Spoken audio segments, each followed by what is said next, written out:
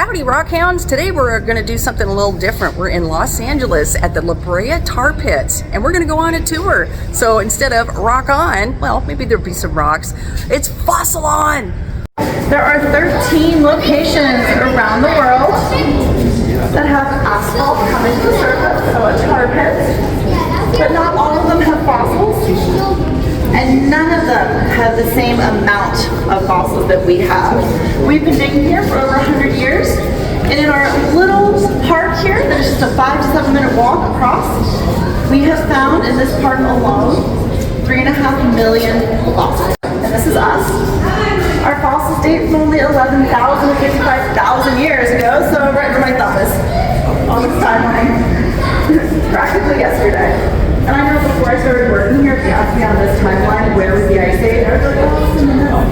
That's kind of what is like implied at school.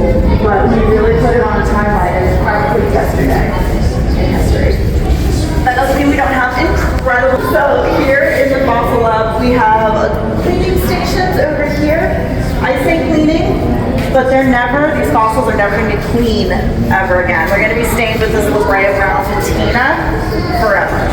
So what we are going to do though is we're getting rid of the asphalt off the outside of them, the little gravelly bits, any microfossils that might be stuck to the outside, we're going to collect all of those. But we're really making sure that these fossils are prepared for storage.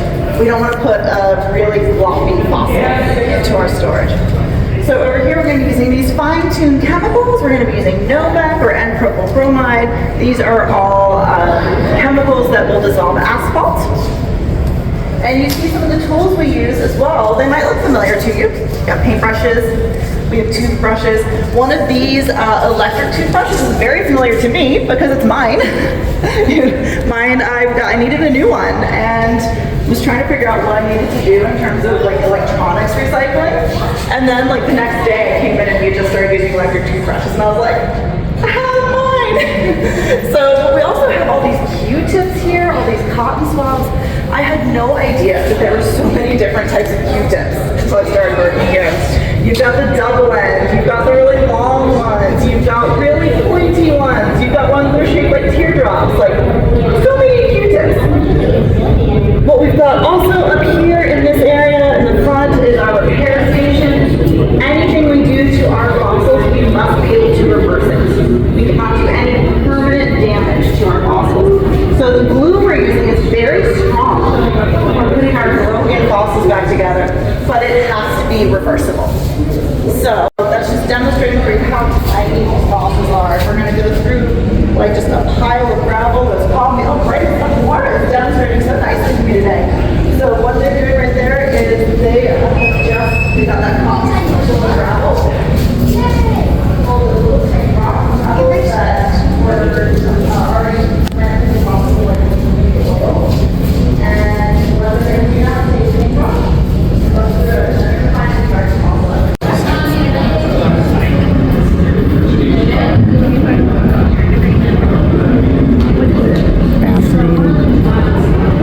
Sorting these. Wow.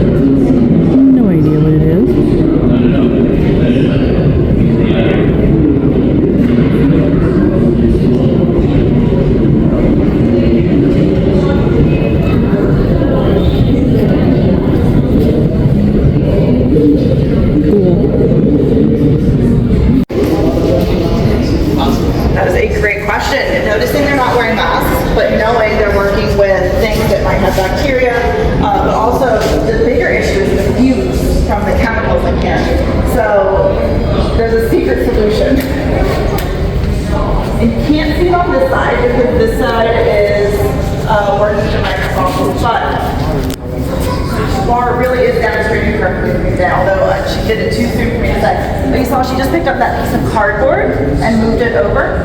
There are these vents all in the wall right here, and just pulling all those gases away.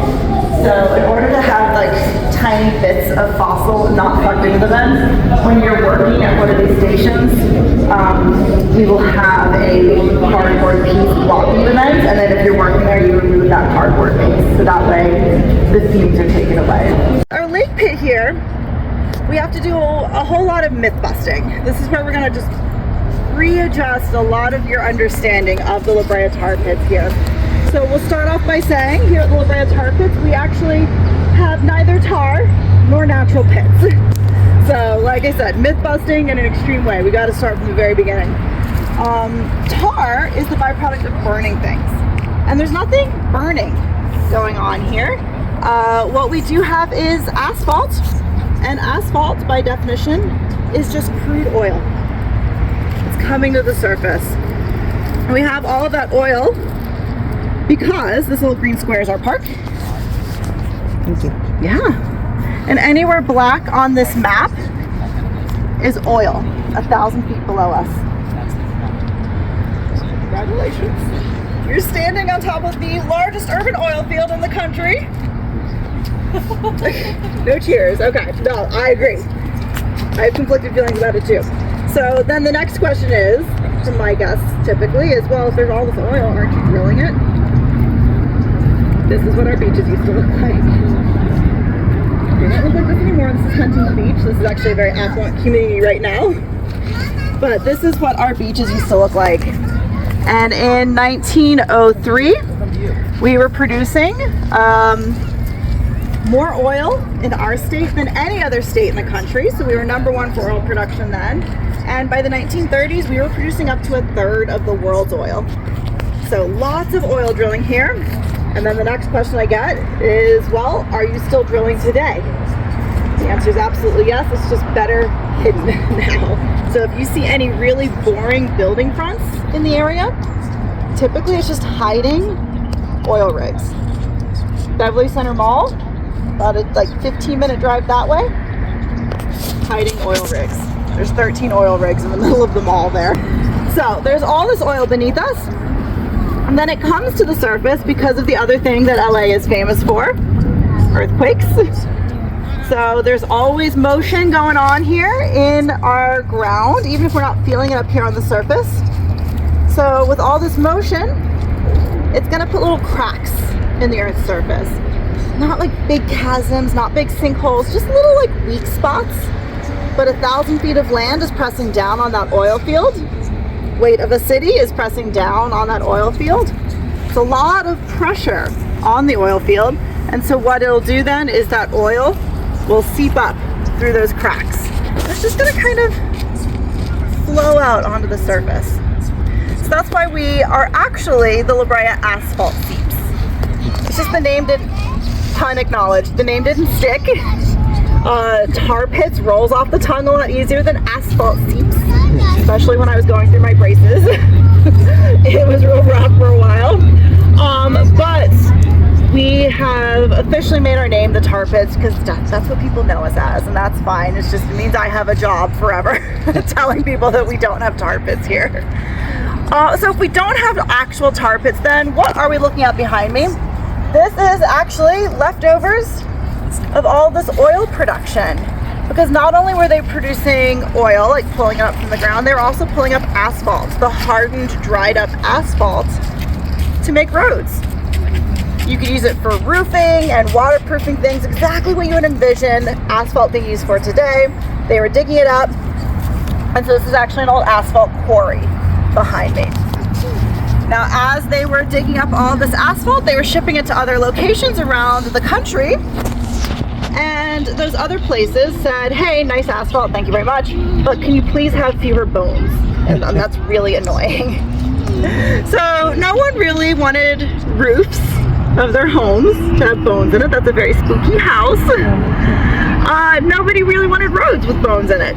Get a popped tire for sure. So when they found these in the asphalt, they did their customers a favor and they would pull them out and throw them away. Because this was also ranch land. And if you don't know the anatomy of Ice Age animals, this could be a cow jawbone or a horse jawbone. It's definitely an herbivore. So they didn't realize they were throwing away fossils until they found one of these. And they said, oh, that's not from a cow. It's not from a horse. That'd be a very scary farm animal if it had teeth like this. So I think we know the name of the animal that this one belongs to. You want to shout it out on the count of 3? 1, 2, 3? Saber-toothed tiger. Perfect. Saber-toothed cat, saber-toothed tiger, Smilodon fatalis. One of those really big canines from those really big cats. So do you want to take a guess at this one? It is not from a cow or a horse. It is an ancient Ice Age creature. I should actually come closer. I love small groups. You can just yell out guesses if you have one. Sloth. Sloth's a good guess. They've got spouts on their lower jaws though because they had prehensile tongues. This is from an antique bison. Yeah, an antique bison, not a modern day bison, so bison antiquus. But once they found one of these, they had to start looking at these a lot closer and in a different way.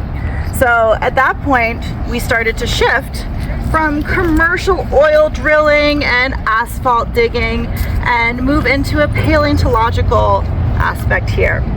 So in 1913, Los Angeles County got official rights to dig here on the property. And in 2 years, they dug close to 100 pits. That's where the pits come from, they're excavation pits. And in those 2 years, they found close to 1 million fossils. And they were not looking for little ones, they were only looking for big ones. So that shows you just how fossiliferous our area is. Tools they might have used were a bit different though. Tools might have included dynamite. This person is working on a mammoth fossil, so a really big bone. That's what they were looking for, and they're going to use big tools for that as well. So you've got this big shovel here, and trowel that they're using. This trough looks relatively innocent, but it is full of boiling kerosene. Not something I would want to work with today. OSHA would have issues, I'm sure. Probably very neat handwriting, I'm sure. Wow. So that is the beginning of our paleontological journey here. The quarry behind me was just left behind, and it's filled itself in with groundwater and rainwater over time period. So instead of like a swimming pool with beautiful tiles making it waterproof, this is just a big leftover quarry with asphalt lining it, so it's waterproofed itself. It's filled up with groundwater and rainwater over time. The bubbles you're seeing, those are just a byproduct of that oil formation. So it's a mixture of hydrogen sulfide and methane coming up through those same cracks with the oil. And then my favorite little secret hidden fact about our statues here, I have people who point out like, well, they don't point out, they're always like a little nervous to ask like, is that mammoth moving? And the answer is yes, because she is floating on the surface like a rubber duck. She is not actually in the ground. She is floating. So, are there any questions before we head to our next stop? Also, keep an eye out for any of the wet patches over on that side. Because you see there's a bubble that just popped right there. Yeah. So, the bubbles in this seep right here, they're gonna pop more like soap bubbles. They're gonna be nice and thin, and just we even actually get bubbles inside of other bubbles. But they're really thin bubbles here versus the ones in the back there. They're much thicker, and it kind of blows up like a bubblegum bubble, and then like will just pop, but then like just collapse in on itself. So it's really cool to look at. And if you don't see a bubble, I've got a picture. Here's a bubble. People love this photo, so I'm never not going to show the picture of the bubble. All right. So, oh, one coming up right now. There, that's a good one. Oh, wow. Nice. All right. Yeah, they pop really fast. Of course. All right. So, what we're going to talk about at this stop, very specifically, is why we get so many fossils here at the Brea Tar Pits. And what's really interesting to note here is that typically we think of oil and water not mixing, but here they do work together to really amass the amount of fossils that we have. So there's a couple different ways we need to think about the power of water in this situation. So the first is that the water is very physically powerful, right? Like, so it can move dirt around, it can carve out. Like if you carve out the Grand Canyon, right? That's carved by water. So, we've got water that's very physically powerful, and you know what I forgot to mention in that first stop? 6 inches is enough to trap a 1,000-pound animal. More like flypaper, less like quicksand. And you can really see that here because it's just kind of sitting on the surface. There's not a lot of room for it to sink. So water is physically powerful. It can move the land. So if you've got a creek bed, that's already a nice kind of trench-like area for that asphalt to seep to the surface into and collect at a deeper amount. So that's going to help give it that ability for those animals to get trapped because it's deeper than 6 inches. So the water can carve out trenches for it to collect in, but also the water can bring things down. So you can't see it right now because there's buildings, but the Santa Monica Mountains are right here. So that's one of the reasons we have so many fossils here, because the water is pushing them down into this area where they're getting stuck in these little sticky patches. So we were in alluvial floodplain here. So that means imagine like little braids of water all over the place, like creeks and rivers that are always changing paths depending on how much water is coming through. So with all these different stream channels, there were sticky spots everywhere because that was a good place for that asphalt to collect. Water was being brought down from the mountains. It was bringing down things that were going to be fossilized soon. So bones and little animals and plant material, all this sort of stuff was coming down. So then we have to think about the way these things are getting preserved, how they became fossils here. And when they're coming down through with the water in these creek beds, they're getting covered up by sand and silt and mud and things like that. But typically that's going to be like how dinosaurs get preserved, right? Something gets covered up very quickly and then it mineralizes. That's going to be your like quote unquote like typical fossilization process. But what's happening here is it gets covered up very quickly, and then you have to think of it kind of like reverse tiramisu. The oil's coming up from the bottom and coming up that way through the sand and through the silt, and it's just soaking upwards. And then it's going to be preserved by oil that way, because then the bones and everything are protected from the water that would normally mineralize it. So now it's an oil preserved bone instead of a water and mineral preserved bone. And that's going to end up looking like this. So every time you see a seep up here on the surface, this is what is possibly underneath. We're not looking for a single animal that got stuck and died like that, got preserved like the way it got stuck.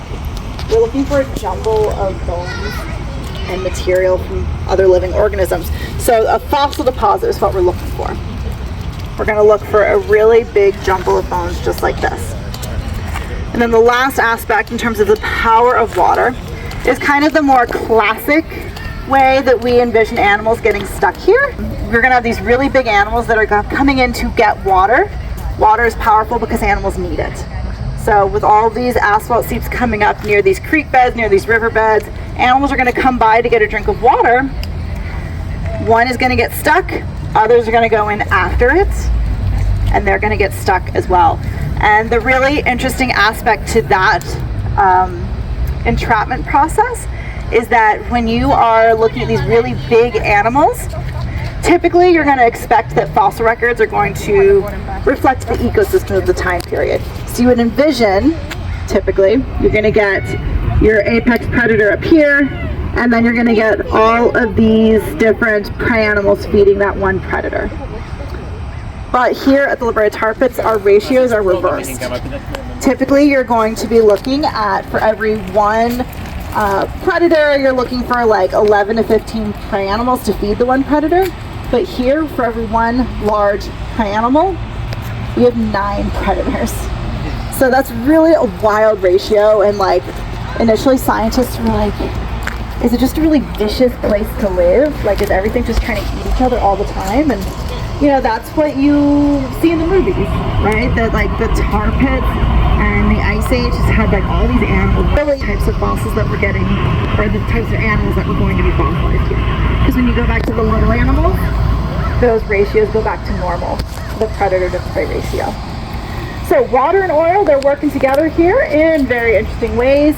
Water is super powerful in that it is going to push the land around, it's going to push things down into our asphalt seeps, it's going to attract animals here, and then it's going to cover things up and help them fossilize that way with the oil.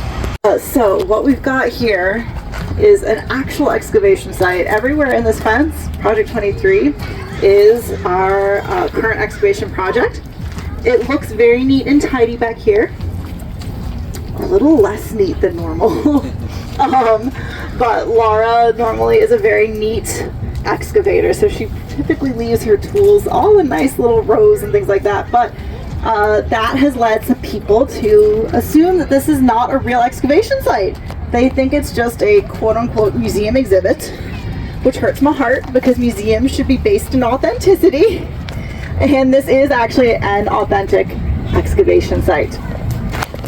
So all of this started in 2006 when our next door neighbors, the Los Angeles County Museum of Art, decided to build an underground parking lot. Now, if you go digging into the ground right next to the world's largest deposit of Ice Age fossils, what do you think you're going to find more of? Ice Age fossils, exactly. Thank you very much. I'm staring in this direction because sometimes a car will go in or out, so you can actually get like a better point of reference. But no luck today. As I was talking about Laura's very neat skills, a car went out and I just missed my opportunity. But that's okay. There's a parking lot over there. Lots of fossils. Remember, we're not looking for individual animal that died like this and got preserved like this. We're looking for a deposit, a big jumble of bones and fossils. So when they went digging in the ground over there, they did have a paleo monitor on site. That is required by law, to have someone who is ready to go to get fossils up out of the ground as quick as possible, because it is so likely to find fossils in the area that it is law to have a paleo monitor with you, because it slows down progress so much if you were to have to like stop and then make a phone call and be like, hi, I need a paleontologist, please. So there's just someone there with them. Oh, there's a car coming out right now. Perfect. Goodbye, car. Yeah, it's like it's helpful just to like see it and know they're coming out of the ground right there. So that paleo monitor, they turn on the bulldozer, we're walking right next to it. They were walking and almost immediately had to be like, okay, stop, we've got fossils. They did not find 1, 2, 3, or 4 of these. They found 16 of these major fossil deposits in that project. So this is a map. We've got 7C right there. We've got 7C right here on the map just for reference. And the reason it is 7C and not just 7 is because when they were getting them out of the ground, they had to hire a different type of company because this was such an unusual process, and the people building the parking lot didn't want to wait for them to like excavate down into all of these deposits.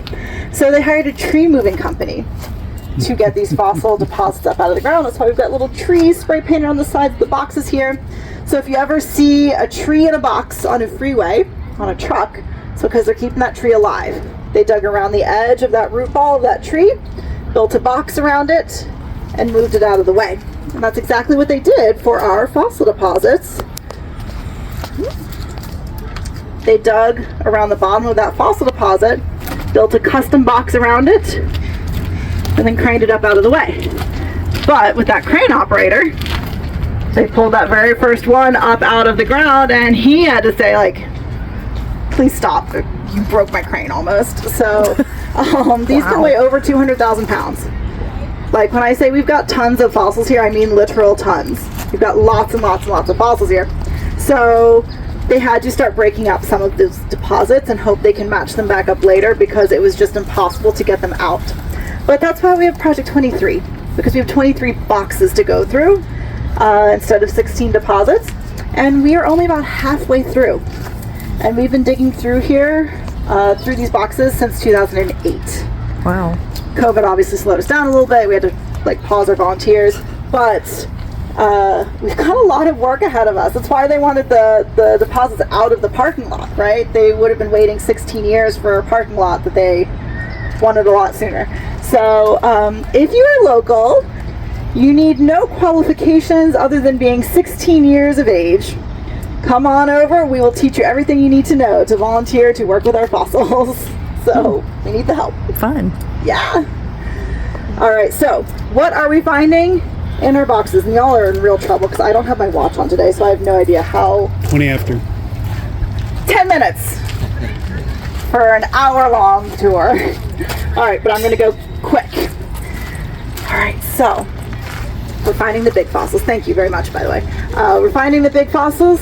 Super interesting to people, right? That's like what draws people here, the saber-toothed cats and the ground sloths and all that.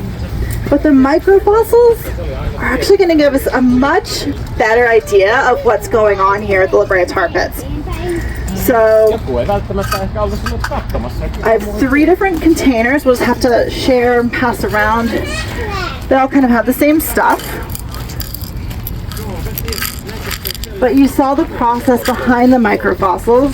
At the lab, we'll get any chunks of asphalt that we possibly have. We'll save all the crumbs off of the big bones.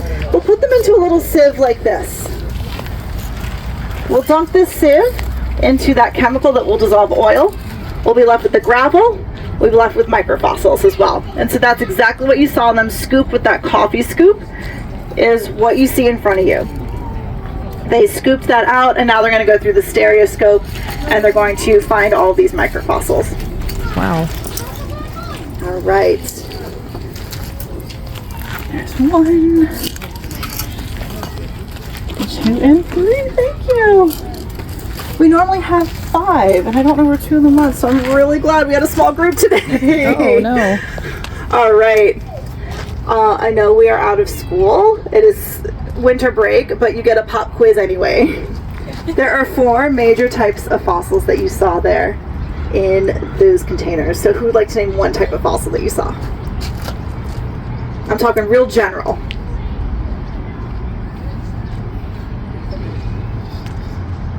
Seashell. Shells, absolutely. Shells, I say shells instead of seashells because even though as humans we're really close to the ocean, you know, that's why I moved to California. To a snail, we are not close to the ocean. So there are definitely freshwater shells here. So they're going to tell us how much water was here at the time, because remember we were in alluvial floodplain. We are not in alluvial floodplain right now. This creek is dry. I have not seen water in it since I started working here. So we don't have as much water here, but with all the fossils that we see here, there's a lot more water. So definitely snail shells, freshwater limpets, things like that. All right, that's one type. What more? Bones. Bones. Absolutely. Any evidence of vertebrate creatures. So beaks, teeth, claws, bones. Absolutely. 2 more.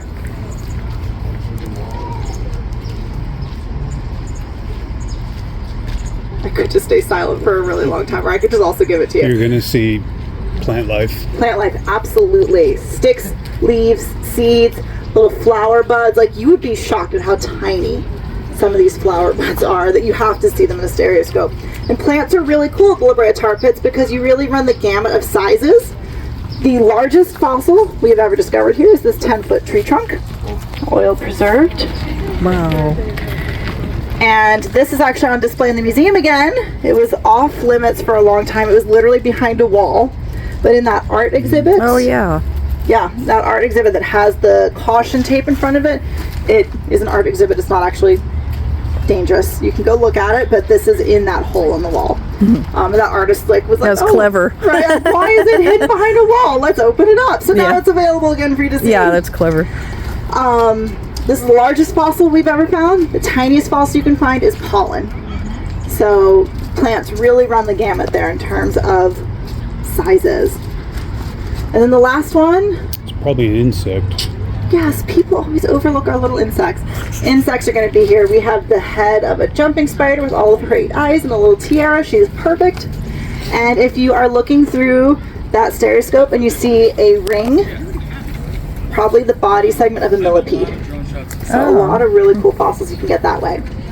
All right, so why are these cooler than the saber-toothed cats? They're going to give us information about this park specifically. Saber-toothed cats, bison, any of these animals, if they don't like the weather, or they don't like the food amounts that they're finding here, they can leave. But most of these animals, the really small ones, they're going to stay here. So they're going to give us information about the environment. So those freshwater shells, they're going to tell us how much water is here. They also live at specific water pHs, so we know now the pH of the water. If you're planting a garden at home, you're going to look at that seed packet, and that seed packet is going to tell you the temperature range that that plant needs, the soil nutrients and the soil pH that that plant needs, the rain amount, the sunshine amount, all the amounts of climate that these plants need to thrive and survive. So when we put all this plant data together, we now know what the climate was like here during the Ice Age. Spoiler alert, it wasn't very snowy and icy, like what the movies depict. The ice sheet only went kind of halfway down the country. So we didn't have snow and ice here, but we were about 10 to 15 degrees cooler on average. So kind of somewhere between Sequoia National Park and Seattle. Yeah, that was more of our climate. A lot rainier and 10 degrees cooler. Those tiny insects and those tiny animals are going to finish filling out the food web. And so we know what relies on other things to survive. So even though you came to a museum full of dead animals, you're looking at a lot of bones, we're actually a museum of survival rather than a museum of death. We are trying to figure out what made it through the end of the Ice Age and why. Who had the stronger connections through this food web to make it through.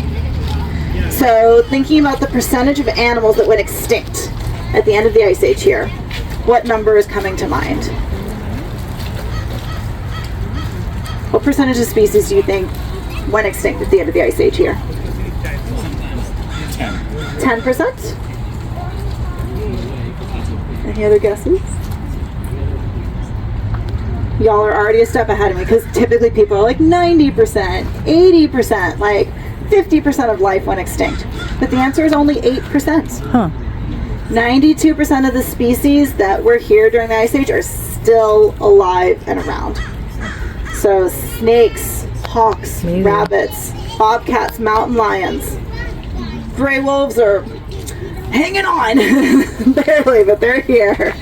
We've got coyotes. They are real Ice Age survivors. They are thriving right now. So in the end, the animals that went extinct are the big ones. Of that 8% that went extinct, Bigger they they were are, almost all really large the harder they species. fall. And they ended up having a bigger impact on the climate here in the area. So even though 8% doesn't sound like a big number, that doesn't mean it didn't have a big impact on the environment. And to wrap it up, then what we're doing is we can take this all a step further. And we can use these fossils to look into the past, but also into the future. We can fill out that food web and we can see what all those connections were and how things changed with the environment changing. And we can say, computer, can you please read all of these thousands of connections and what ate what and what survived on what else? And we can say, now let's add in, what if the Earth's temperature went down 5 degrees? What will happen to the food web? And what will our future look like? It's a computer. It doesn't have feelings yet. So we can say, computer, do it again. What if the Earth's temperature goes up 5 degrees, or down 1 degree, or up 10 degrees? Who knows what's going to happen? It's the future. We don't positively know, so we can adjust that prediction. And this computer is going to give us information for what our future of Los Angeles will look like based on the fossils of our past. So So we've been through a lot of change on this tour. We went through the very beginnings here before we were even a fossil site, oil production and ranch land, going into looking for fossils over the years. We've been digging for over 100 years, and the tools have certainly changed during that time period. We've gone from dynamite and boiling kerosene to these fine-tuned chemicals here, and all of our tiny little tools and high-powered stereoscopes back in the lab.